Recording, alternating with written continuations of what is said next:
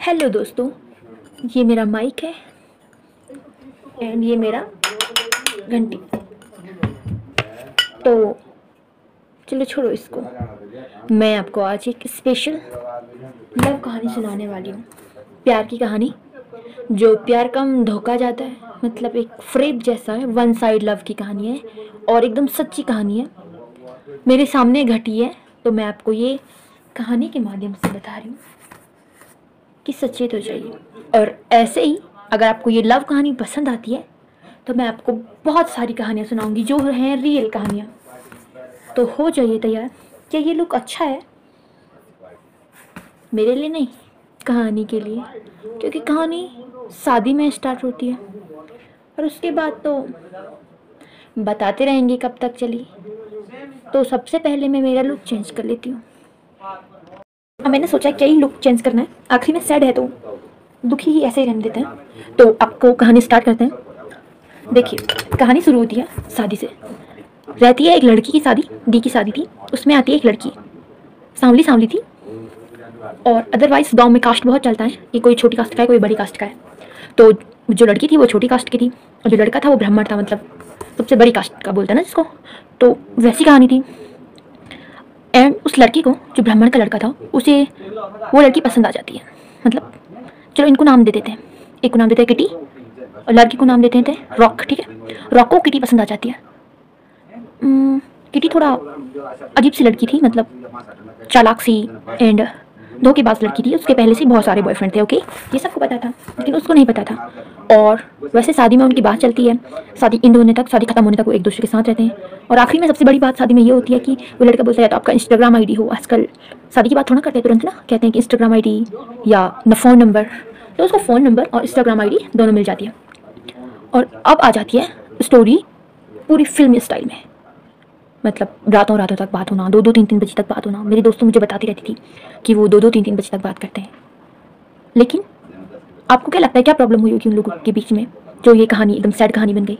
जो लड़की थी वो बोलते जजमान नहीं बोलते, ब्राह्मण और जजमान, जजमान भगवान बोलते हैं ना, तो उनकी थी। तो ब्राह्मण बड़ी कास्ट है जजमान से। तो उस लड़की ने कहा कि जो जजमान थी, मतलब अदर कास्ट छोटी थी, एसटी वाली, उसने कहा कि ब्राह्मण के साथ शादी करके मेरी इज्जत खराब होगी, मेरी परिवार की इज्जत खराब होगी, तो मैं उस लड़के को ब्रेकअप दे दूंगी, मतलब उस लड़की से मैं बात नहीं करूंगी। लेकिन अभी मैं करूंगी बात।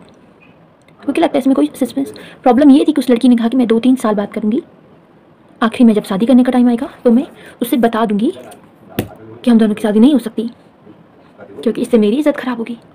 उस लड़के ने ये तक कह दिया था कि मेरे परिवार वाले नहीं मानेंगे तो मतलब मैं लड़ाई करूँगा अपने परिवार वालों से कि तुम्हारे खिलाफ, तुम्हारे साथ रहूँगा, तुम्हारा साथ दूंगा हर वक्त, पर तुम मुझे धोखा मत देना। पर ये थोड़ा अजीब सा किस्सा है कि उस लड़की ने 2 साल पूरे उसके साथ बात करके आखिरी में सच में उसको मतलब छोड़ दिया और वो लड़का डिप्रेशन में चला गया। अदरवाइज़ कोई भी दोस्त नहीं चाहेगा कि उनके दोस्तों के साथ ऐसा हो। तो मैंने भी बहुत समझाया उन्हें, खैर मेरी तो कौन ही सुन रहा है, लेकिन कोई नहीं मानी, वो भी नहीं मानी और जो लड़का था वो डिप्रेशन में चला गया। तो दोस्तों, सबसे बड़ी बात यह है कि आप लोग ना प्यार करिए, कोई बात नहीं, लेकिन सतर्की से करिए, क्योंकि ये प्यार पुराने ज़माने वाला प्यार नहीं है। प्यार हो गया तो मतलब उसके लिए लड़ जाना है। लोग आपका यूज़ कर रहे हैं, टाइम पास कर रहे हैं। यहाँ से लड़कियों का यूज़ नहीं होता है, लड़कों का ज़्यादा यूज़ किया जा रहा है। इसीलिए ध्यान रखिए कि कोई आपका यूज़ ना कर ले। इन्हें काफ़ी सैड स्टोरी थी और स्टोरी यहीं पे स्टार्ट होते होते उस लड़की के 2 बॉयफ्रेंड थे एंड दोनों बॉयफ्रेंड को उसने ब्रेकअप किया। पहला ब्रेकअप का कहानी मुझे नहीं पता, पर दूसरी ब्रेकअप की कहानी ये थी कि जो लड़का था वो ब्राह्मण का था और उससे उसकी इज्जत खराब हो रही थी। और आपको पता है सबसे शॉकिंग बात क्या रही इसमें? इस पूरी स्टोरी सुनाने का नतीजा ये है मेरा आपसे कि उस लड़की का मानना ये था, उस लड़की ने ये कहा कि वो जो ब्राह्मण का लड़का था ना, वो उससे बात कर लेगी फ़ोन पे, पर वो शादी किसी और के साथ करेगी और शादी के बाद भी उस लड़के से बात करेगी जो उससे प्यार करता है।